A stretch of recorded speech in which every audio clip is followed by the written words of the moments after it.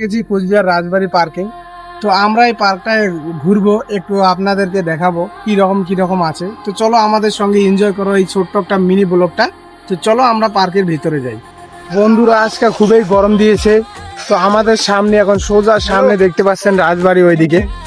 তো আমরা এই পার্কের এই সাইডের রাস্তাটা দিয়ে যাচ্ছি, ভীষণ মজা, ভীষণ। দেখো এই সাইডের গাছগুলো কিরকম, একদম খুব সুন্দর, খুব সুন্দর গাইস, মানে কি বলবো আর।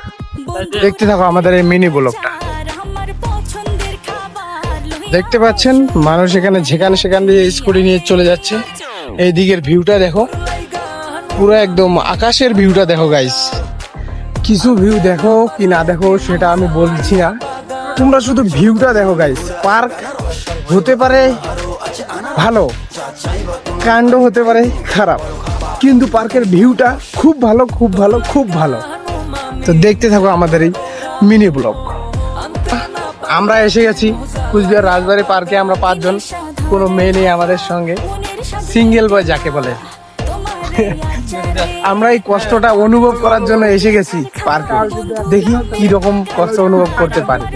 দেখুন এই পাশে পুরা ভিউটা কত সুন্দর। এই পার্কটা, পার্ক সুন্দর হতে পারে কিন্তু কাণ্ড ভালো না। দেখতে পাচ্ছেন আমাদের সঙ্গে আছে বিশ্ব সেরা কবি রোদ্দুর রায়।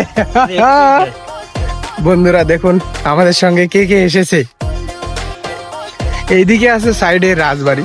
তো আমরা এইখান থেকে কিছুটা রাজবাড়ি দেখতে পারবো। তো পার্কটা আমি প্রথমবার এসেছি যেহেতু, তো আপনাদেরকে দেখার জন্য চেষ্টা করছি। এখান থেকে আপনাদেরকে দেখার চেষ্টা করতেছি রাজবাড়িটা কিছু অংশ। আমার ফোনের ক্যামেরাটাও ভীষণ একটা ভালো নয়, তবু আমি দেখার জন্য চেষ্টা করতেছি আপনাদেরকে। তো কেমন লাগতেছে আমার এই মিনি ব্লগটা কমেন্ট করে সবাই জানাবে। তো চলো আগে ঘোরা যাক, দেখ।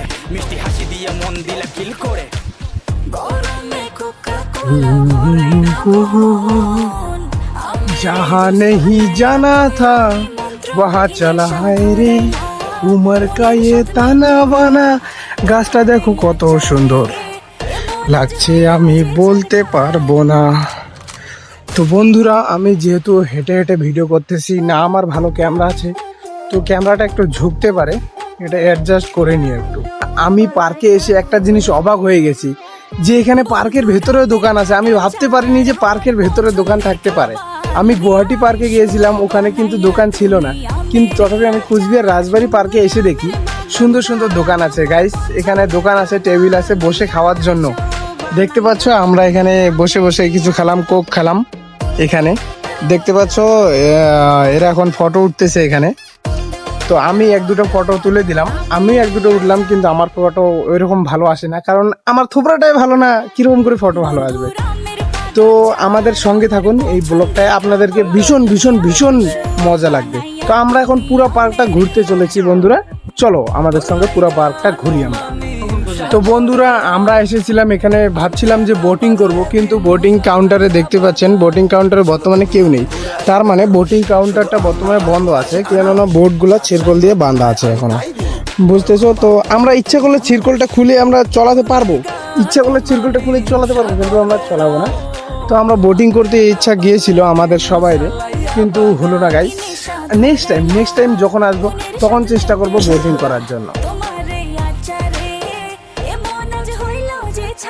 তো বন্ধুরা আমাদের এই মিনি ব্লগটা আপনাদেরকে কেমন লাগলো বিশেষ করে কমেন্টে জানাবেন। তো এখন আপনারা ভালো থাকুন, সুস্থ থাকুন, সবল থাকুন। আপনাদের সঙ্গে দেখা হচ্ছে আর একটা মিনি ব্লগ নিয়ে। তো জয় হিন্দ, জয় ভারত।